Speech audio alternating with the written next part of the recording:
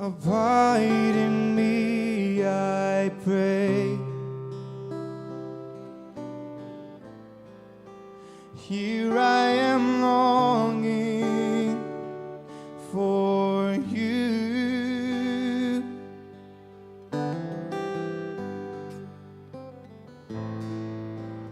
Hide me in your love and bring me to my knees.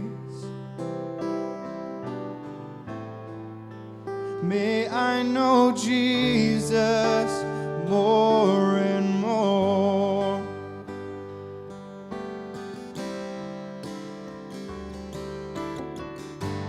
Come live in me, all my life. Take over. Come breathe in me, and I will rise on eagle's wings. Come live in me, all my life. Take over. Come breathe in me, and I will rise on eagle's wings.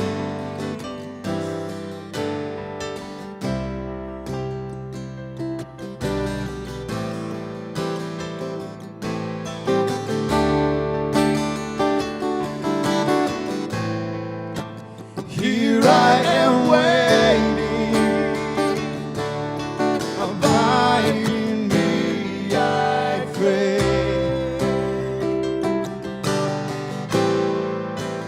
Here I am longing for you.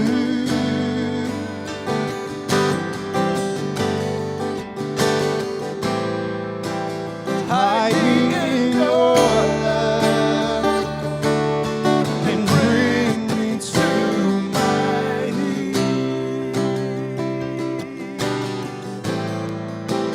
May I know Jesus more and more.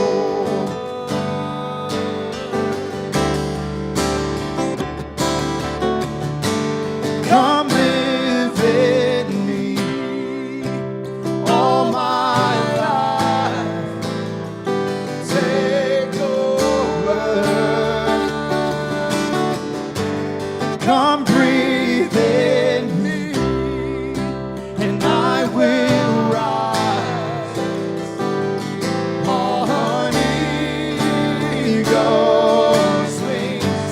Come live in me, all my life. Take over. Come breathe in me, and I will rise on eagle's wings. Come live in me, all my life. Take over. Come breathe in me, and I will rise on eagle's wings. Come live in me, and all my life. Take over. Come breathe in me, and I will rise on eagle's wings, and I will rise on eagle's wings. I will rise on eagle's wings.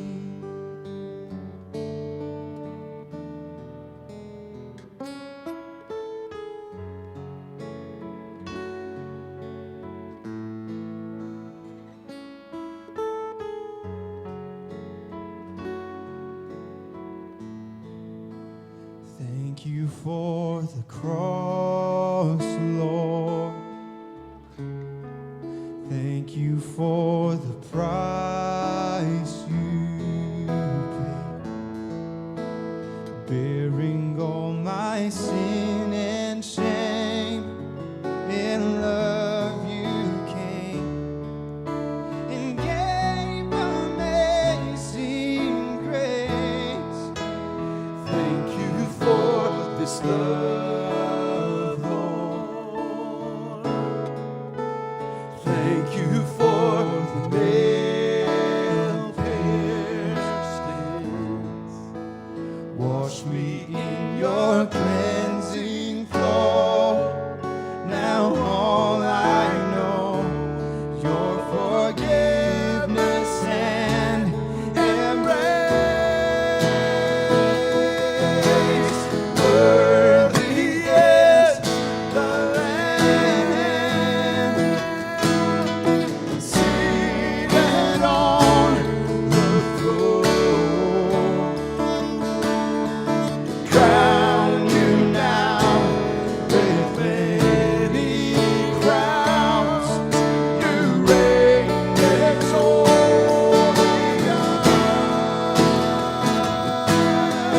I am lifted up.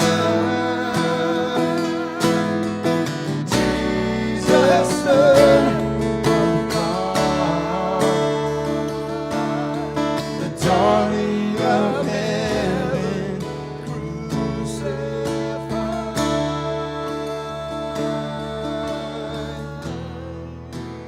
Worthy is the Lamb.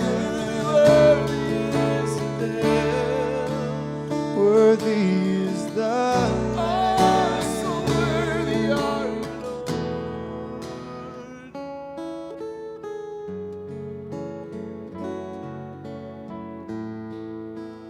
Thank you for the cross, Lord. Thank you for the price you paid, bearing all my sin and shame. In love you came and gave amazing grace. Thank you for this love, Lord. Thank you for the nail-pierced hands. Wash me in your cleansing flow.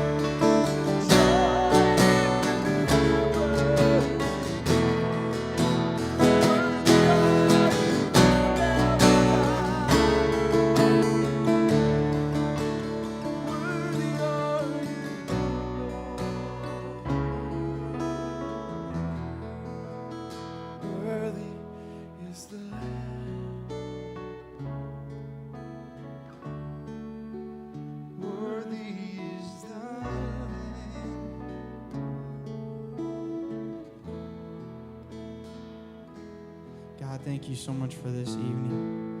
We just want to worship you in everything that we're doing tonight. We want to honor you. We want to follow your direction. And we want to receive from you tonight. Thank you so much for the peace that you give us. Thank you so much for the sacrifices that you made. We're just going to give you all the glory tonight. We're going to give you all the worship in Jesus' name.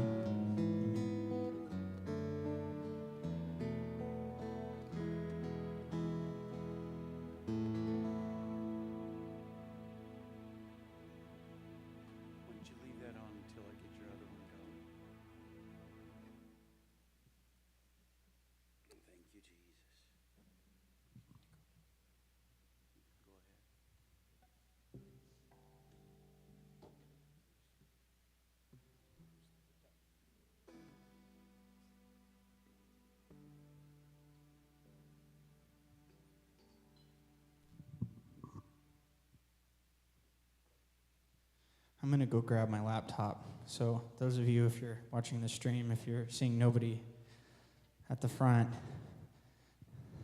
that's what's going on.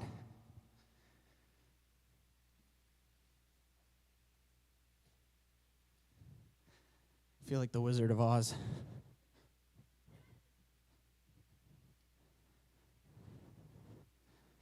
So how's everybody doing? Good. I'm going to move down if that's okay with you.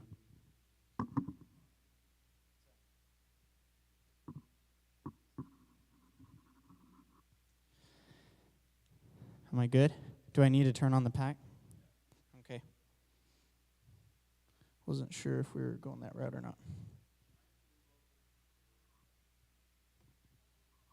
I was kind of going towards everybody else. Where the people are. Okay. Is it working? I'm going to take, sounds like something's picking up. Okay. You guys can hear? You're good? All right. I'll talk loud if I need to. Okay, so I'm going to pull up my notes here real quick. This is kind of nice. I planned 2 songs, and to try to kind of make it so I don't preach very long. So I was trying to kind of buy myself some time here. So we're starting at a good spot. So I just want to talk about, this evening I want to just talk with you guys about discipline in the church. Because I think it's something that kind of goes, I'm sorry, I am off to the right. Should I stay in the middle for the video, or? Okay, I'm going to angle myself a little bit this way, though. So I want to talk about discipline in the church because I think it's something that goes kind of we sweep it under the carpet a little bit. It's not so important. And I think us as Christians, we need to be the most disciplined people of all. Why? Because we're disciples of Christ. And it's super frustrating. I'm not saying this in a condemning way, but we should be the exception. We should be the greatest people in the world at being disciplined. In our workplaces, we should be the Travis. Travis is one of the hardest working guys I've ever met in my life. He's a great disciplined person. He drills himself. He makes himself do things every single day that help him get with his walk with God. So I just kind of want to go over, I'm going to start off with the definition of discipline and kind of what the root is, and we'll kind of go from there. But so discipline comes from, I'm going to mispronounce this, I know it, but the Latin is discipulus. And so it means, and it's the same Latin root as disciple as well. So discipline and disciple, same word. And I talk to the youth kids about this all the time because I always say that discipline is so important. I try to reinforce it, at least in every message. I try to kind of throw it in there because it's just something it can be such a great foundation, not even just for our faith altogether. So I always tell them discipline sounds like your parents are going to spank you or something. But discipline is a lot more than that. So if you look up the definition of discipline, it comes up with punishment, yes. But a lot of the times what the Bible is referring to is that secondary definition. It's referring to train or develop by instruction and exercise, especially in self-control. And actually, if you go and look in the Bible, you'll notice that if you switch from translation to translation, self-control and self-discipline are pretty interchangeable. Happens a lot. And then a disciple is one who accepts and assists in spreading the doctrines of another. But I'm going to go back to the Latin. So if you go back to the Latin, it's the same word, but if you look at discipline, discipline means knowledge. Disciple means learner.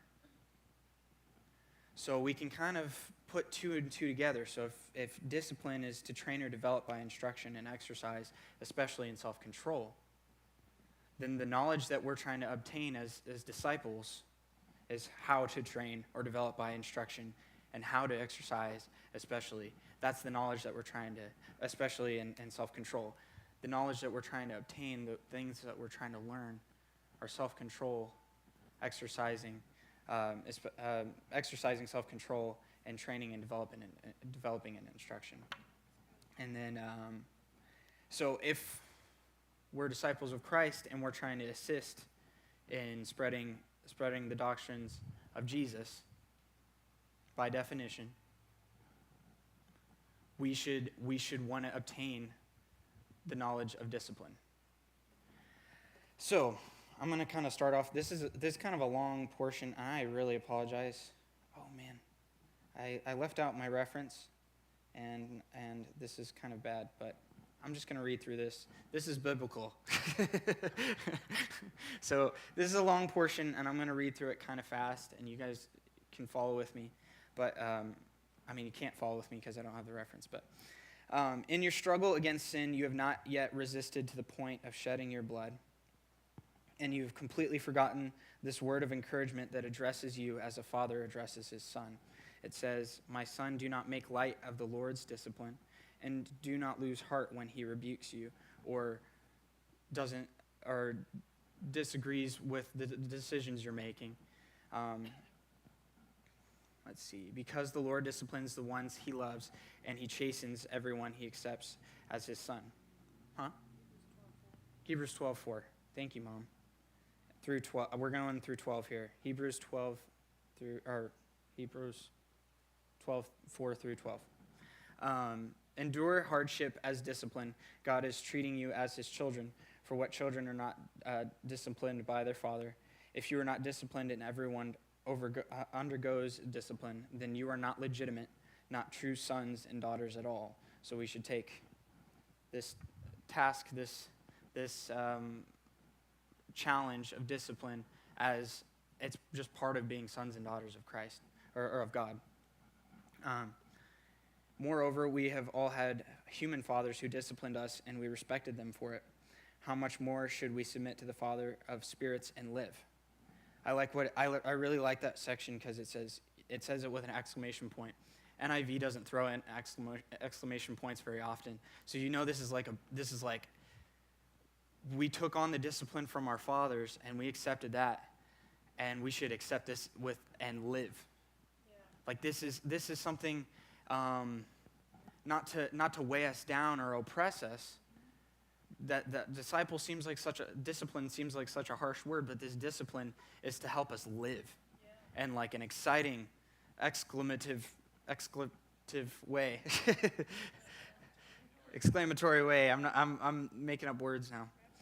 I drank so much coffee and I haven't eaten anything today, so I'm kind of jittery. So I'm trying to focus. So, "They disciplined us for a little while as they thought best, but God disciplines us for our good." So it's saying they did their best to try and give us the best direction, but God obviously makes the right decisions when he's disciplining us. And God disciplines us for our good in order that we may share in his holiness. "No discipline seems pleasant at the time, but painful. Later on, however, it produces a harvest of righteousness and peace for those who have been trained by it." Therefore, strengthen your feeble arms and weak knees. So, when I was in school at Rhema, we took a class called it was about leadership and authority. I had this submission and authority. Sorry, I apologize. Submission and authority, and my teacher was Brother Dan. His name was actually Dan Taylor. So every time I would see him, I'd be like, Lieutenant Dan, how you doing, Lieutenant Dan? Or we had a huge stage, and I was up in the back in the bass with my big headphones on, and nobody can hear anything because it's soundproof. And I mean, if you're 10 feet away from somebody, you got to scream at them. And he would tell me to do something on the microphone. I'd be like, Lieutenant Dan, ice cream. But I don't think he liked that very much. But anyway, he was probably, that was one of the most important classes to me, because submission and authority is something that goes, we take on grace as this thing. It's almost like a crutch to lean on. And it's something that it's an excuse to not be disciplined. And that is so wrong. And that's why I kind of like to highlight that verse where it says, we went off the discipline of our fathers. Now let's go off the discipline of our spiritual father and live. Yeah. Like let's use that as empowerment, not a crutch, but a springboard to go and live the life of Christ, to be disciples. Yeah, that's good. And again, this is something I like to go over with my youth all the time. Like, we can't be disciples unless we're disciplined enough to be faithful in the things that God has given us. And I'll touch on that some more. But this submission authority class, we would, if somebody was late to class, which people took a lot of advantage of it, and I think it was a second-year class, so by that time, people had developed some bad habits of getting to class late all the time. And he would call them out. He'd be like, you live in Rhema Student Housing. You had to walk across the street just to get here. I mean, there are people who drove 45 minutes to get to class, and they're here on time. He'd be like, you're sitting in the back, and it's gonna hurt your grade. You know, he was pretty harsh, but he had so much discipline in his life, and there's so many fruits of that. And I watched him. He wasn't in a high position when I was there. He was the head of the mailroom, and it was crazy though, because all the best musicians he mentored, and he was hard on them. And there was this guy who was a drummer there, and he'd call him out anytime he messed something up. He'd be like on him, and now he's the best drummer there. And it's just like all these great people who came from under him. They were successful because of the discipline that he put on them and challenged them with. He seemed harsh, but he was trying to get the best out of people.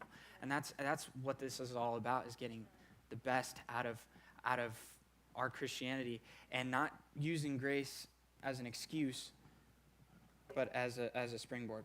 So Proverbs 10:17 says, "Whoever heeds discipline shows the way to life, but whoever ignores correction leads others astray." I don't know about you, but the most successful people, the people I've wanted to be like the most, are people who take correction really well, even if they're in a high position. And I think that's such an important part, because, again, going back to grace, it says he gives grace to the humble. Yeah. We have to be humble in order to receive that grace in the proper way. So that means taking correction. Yes. And that means living a disciplined life. 2 Timothy 1:7, "For the Spirit God gave us does not make us timid, but gives us power, love, and self-discipline." So that right there is just saying God is going to help you be disciplined. That's another thing. I talk to my youth kids, and they're, I'm too tired to get up on Sundays. I don't like reading my Bible. It's not fun. We've had these kind of discussions. I don't want to do it. I don't have a desire to do it. And I've had to talk to them about developing a desire. First time I ever played basketball, my brother took me outside. He said, "Hey, let's shoot hoops." I couldn't shoot for the life of me. My brother destroyed me. But I kept going out, and I kept going out, and then I wanted to be better than him. And I was like, man, so what did I have to do? I had to go off on my own and develop a desire. I got better at it, and as I got better at it and obtained knowledge, Hayden can't beat me at basketball now. Are you kidding me? It's not just that I'm tall. I mean, come on. So I developed a desire for it, and it's not something, even the Bible, we kind of feel guilty about not having a natural desire to read the Bible, not having a natural desire to put aside time to pray. It's because we haven't developed ourselves in it and made ourselves do it. That's the thing, is it seems painful in the moment. And this is the spiritual side of it, and I want to get to the physical side of it as well. But Proverbs 12:1 also says, whoever loves discipline loves knowledge, but whoever hates correction is stupid. I like that. I like how they say that. Sometimes I want to hold back, but if the Bible calls people stupid, no, I'm just kidding. So can I. But we were so I kind of started saying discipline goes back to knowledge and the Latin root. So whoever loves discipline loves knowledge, but whoever hates correction is stupid. So if you're feeling kind of antsy about what I'm saying right now, don't be stupid. No, I'm just kidding. But no, so I'll move on a little bit. Revelation 3:19, those whom I love, I rebuke and discipline, so be earnest and repent. Rebuke means to show disapproval. So God is going to show his disapproval. If I do something wrong, when I was younger, if I did something wrong, I've got one look from my mother, and I knew the look of disapproval. She would use, and there might be a Hunter Madison in there somewhere. It's usually my middle name thrown out there. But I want to move on and kind of talk about discipline in our bodies, how we take care of ourselves. This is a huge problem, in my opinion, in the church, because let's be honest, we can get on alcoholics, we can talk about this and that, but we're probably all a little bit guilty of gluttony at some point or another. And I think we're kind of, I'll touch on that in a second. But this is, darn it, man, I didn't write the reference again. So Mom will pick it up, I'm sure. So this is, it says, I have the right to do anything you say. I have the right to do anything you say, but not everything is beneficial. I have the right to do anything, but I will not be mastered by anything. You say food for the stomach and the stomach for food, and God will destroy them both. Has anybody ever heard somebody say, I don't need to really take care of my body, this is just my earthly body, I'm going to heaven? Has anybody ever, I've heard that. That one was a lot at Rhema, because there's a lot of like Southern people who just like barbecue a little too much. And I just heard a lot of fat people like, come on, what's that? 1 Corinthians 10, what? You said 23? I have it at 12, starting at 12. So there's another one just like that, and it's later on. So this is a separate one. Both times it's Paul talking though. So you say food for the stomach and the stomach for food, and God will destroy them both. The body, however, is not meant for sexual immorality, but for the Lord, and the Lord for the body. By his power, God raised the Lord from the dead, and he will raise us also. Do you not know that your bodies, and that's another encouragement. I'm not just condemning everybody. This is something that God gives us power to do, where we are able to do these things. By his power, God raised the Lord from the dead, and he will raise us also. Do you not know that your bodies are members of Christ himself? Shall I then take the members of Christ and unite them with a prostitute? Never. Do you not know that he who unites himself with a prostitute is one with her in body? For it is said, the two will become one flesh. But whoever is united with the Lord is one with him in spirit. Flee from sexual immorality. All other sins a person commits are outside the body, but whoever sins sexually sins against their own body. Do you not know that your bodies are the temples of the Holy Spirit, who is in you, whom you have received from God? You are not your own. you were bought at a price. For 1 Corinthians 6:12 through 20, that's it. You were bought at a price, therefore honor God with your bodies. Don't you know that you yourselves are God's temple and that God's Spirit... I kept reading on. So you are not your own, you were bought at a price, therefore honor God with your bodies. There was this skateboarder back in the 80s and 90s. His name was Christian Hosoi. I might have touched on this in an offering message once. But he was a big deal right when Tony Hawk, everybody knows Tony Hawk, right? He was actually better than Tony Hawk. He was beating out Tony Hawk. He was making hundreds of thousands of dollars a year when he was like 13, 14, just skateboarding. Made tons of money, got super famous right off the bat, and got super into drugs. He started on an addiction with crystal meth. Did crystal meth every single day, multiple times a day for 5 years straight. He was arrested trying to get him onto an airplane with drugs, and went to prison.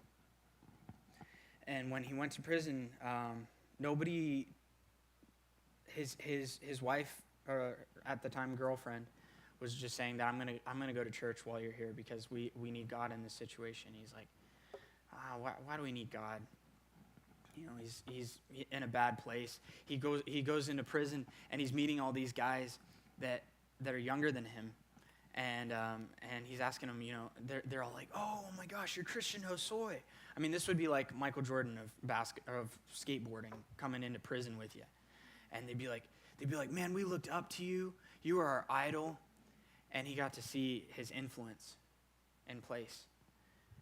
He was disciplined in drug addiction, and so he did it every single day. It was something that he made himself stick to.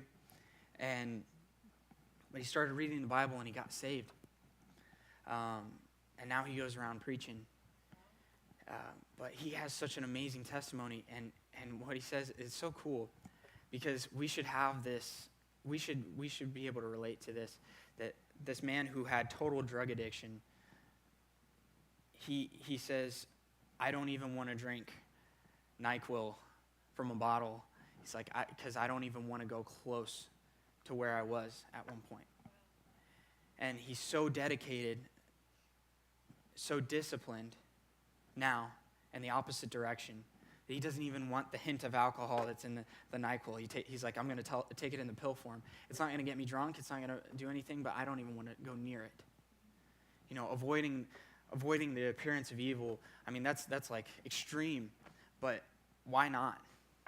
If we want to be disciples of Christ, if we want to chase after what he's wanting us to do, then why not?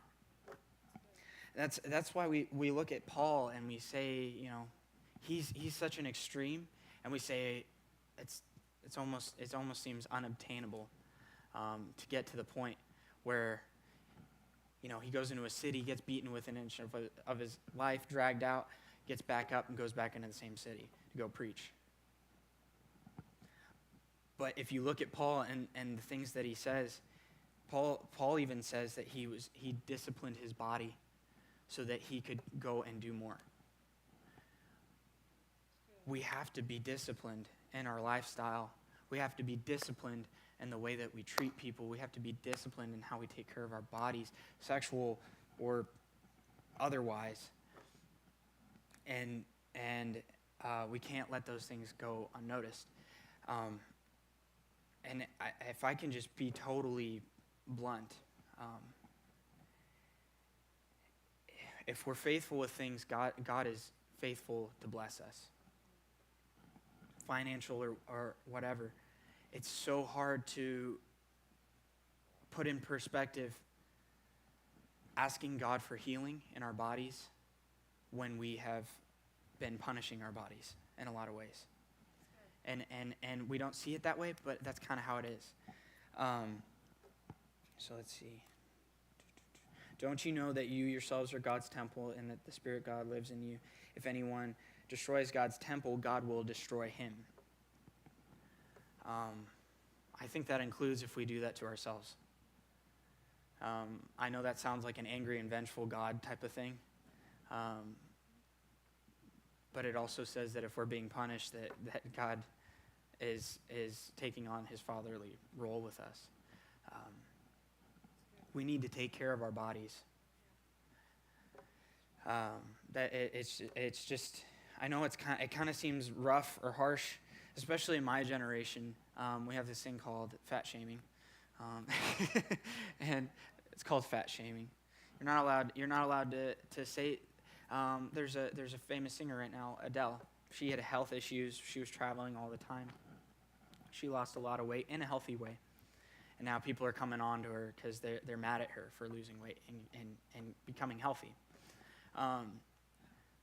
But we shouldn't take it on as a shameful thing. We're acting out of the discipline. We are wanting to pursue and do more. She started realizing that she wasn't healthy for her kids. She started having kids, and she was traveling all the time. And she was like, man, I got to lose weight. This isn't good. She was like, so she lost a bunch of weight, and now she's healthy. But that's how we should be. I would hate for myself, and I'm saying this personally, I would hate for myself to not be able to go out and do missions work. I would hate for myself to not be able to go out and have a healthy life and spend my life with my wife and my kids because of choices that I made. That is the brass tacks of it all. So kind of touch on the physical side of it. And I also want to talk about the financial side.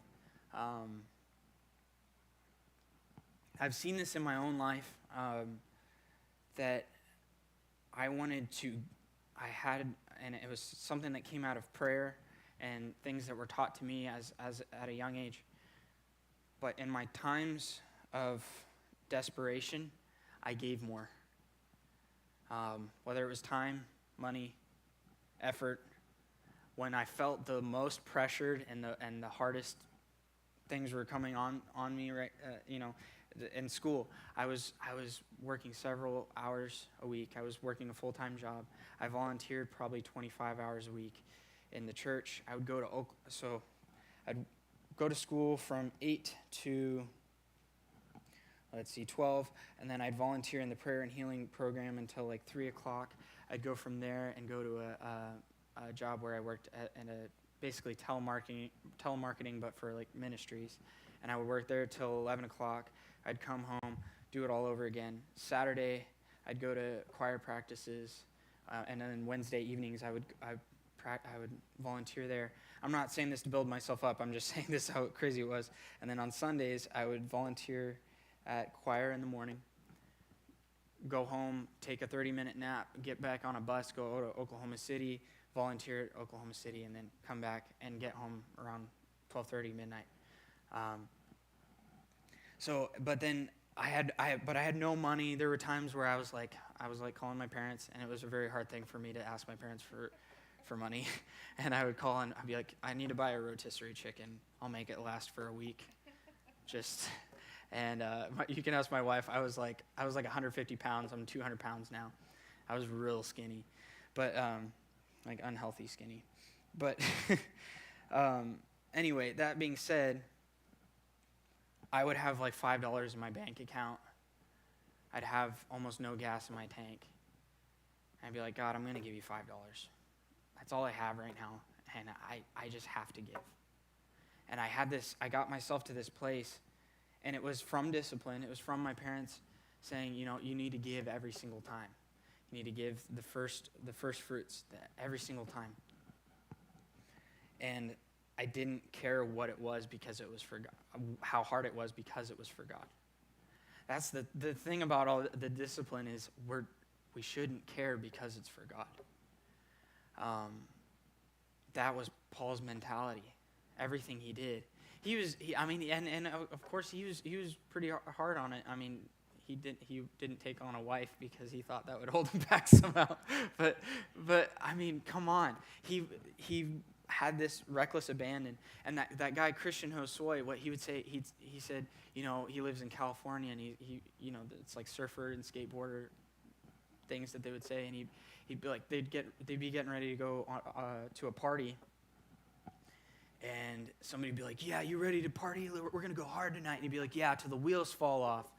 And that was it. He was like, now I want to do that for God. I want to go till the wheels fall off. But the problem is, if we got to put the right oil in our car. We got to put the right gasoline in our car. We can't just wait till the wheels fall off, but our car breaks down before we get the chance for the wheels to fall off. You know what I'm saying? That might be a weird analogy, but we let ourselves break down until we reach that point of that breaking point. God says He won't let us take on any temptation that we're not able to handle. He'll let us bend but not break. But we don't ever reach that bending point enough. I feel like, and I'm not saying that for everybody. I'm just saying we need to challenge ourselves as Christians. We need to be exemplary. I think about my dad. My dad's such an amazing example. He works so hard. I watched my dad work his tail off. And watching him work so hard and being so disciplined didn't make me want to be lazy in my workmanship, my attitude, or my faith. And that same, and that's going back to and live. We should see the things that Jesus did and the things that Paul did, and we shouldn't take it as a reason to lay down and be lazy. Why? Because my father worked hard for me and now it's okay now. No. I should want to take on those aspects, and I should want more. My dad working hard, you can take it as two things, because I've seen a lot of people with hardworking parents, and because their parents worked hard, they were kind of spoiled. I don't want to be a spoiled grace Christian. I want to be a disciplined grace Christian. Yeah. So, if you have not been faithful in the unrighteous mammon, who will commit to your trust the true riches? And then that's Luke 16:11. 1 Corinthians 4:2 says, "Moreover, it is required in stewards that one be found faithful." We're stewards of God. We're stewards of Christ. We've been given a body. We've been given grace. We've been given all these tools. And if we don't put it into practice, if we don't do the things that seem painful in the moment, but will be holy and righteous in the future, then what are we doing? There's this book called The Richest Man in Babylon, and it was written in the 1800s, I believe. And this is even a secular thing that was taken on, and it talks about, the richest man in Babylon. Everybody's going and asking him how he got so wealthy, because he was just as poor as everybody else starting out. And they're like, well, this guy's our age, and we're still living in the same place, and he's stinking rich. What do you do? And so he goes to the man, and he says, I apologize, I'm wrapping my head around it. The richest man in Babylon started out, and he went to a rich man himself and sought out his direction. And he said, save your money for a year, invest it, and come back to me, and then we'll talk. So he saves his money for a year. He invests it in a brick builder, and a brick builder is going to buy gold. So obviously he doesn't know anything about investing in gold. He comes back, he says, yeah, I invested in a brick builder, I lost all my money. He goes, okay, save your money for a year, come back again. Saves his money for a year, spends all his money on parties. He says, save your money for a year, come back again. He said, I invested my money in a gold miner for gold. I got my return on my investment. He said, that's fantastic. I want you to manage my money. This is something that secular people have wrapped their mind around, this faithfulness. And that's what we need to be as Christians. We need to be an exemplary version of that. When we take care of the unrighteous mammon that we've been given, or I shouldn't say given, but taken on, earned, God will trust us with his riches. I think that applies to everything that we talked about spiritually, physically, financially, everything. If we're faithful with what God has given us and we're disciplined to put those things into action, that it'll be so worth it, guys. I just would hate when I see, if somebody asks me, hey, can you recommend me for a job, and they're a Christian, I have a hard time sometimes. I should be able to recommend anybody for a job from the church. I should be able to say, this is your man right here. You know? I mean, but if I feel like they're not going to be disciplined and they're not going to be an example, what am I supposed to do? So I'm going to close here. But we need to be the type of people that God wants to promote. We need to be the examples. In my job, there's a lot of deception, and it's kind of a salesy job slightly, and we do roofing construction. And there's a lot of people who use a lot of deceptive tactics. They're forceful. They don't take on Christian values too much, and people see that I'm not that way. I'm not saying I'm perfect. I'm not saying that at all. But I'm saying people will see the light in you, and they see that from your disciplined lifestyle. You can love Jesus and be the happiest person on the planet, but if you're lazy, the world will not see the light in you. So I'm just going to close in prayer, if that's okay. God, thank you so much for the message that you've given me tonight. Thank you that it will be amplified through you. Thank you that people will be able to take it on into their lives, that they'll be able to spread it and use it to impact others, to impact their households, to impact their finances, and their bodies as well. Thank you so much, Lord, that this church is a disciplined church. It is a strong church, that we're not afraid. We're not afraid to take on new challenges. We're not afraid to work harder on things. We're not afraid to seek after you in new ways. And I pray that this message has an impact in Jesus' name. Amen. Oops.